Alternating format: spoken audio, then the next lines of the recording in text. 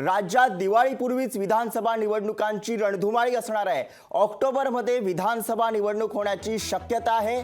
ऑक्टोबरच्या तिसऱ्या आठवड्यात मतदान होण्याची शक्यता आहे।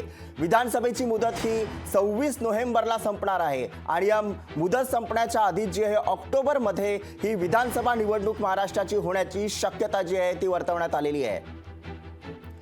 म्हणजे दिवाळीपूर्वीच विधानसभा निवडणूक होणार आहे, ही सगळ्यात आत्ताची मोठी बातमी आहे।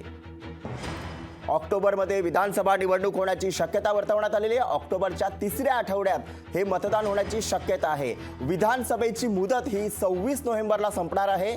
महाराष्ट्र विधानसभेची मुदत ही 26 नोव्हेंबरला संपत असल्याने ऑक्टोबरमध्ये मतदान होईल आणि निवडणूक पार पाडली जाईल। लोकशाही मराठी ऐका, पहा, जागरूक रहा।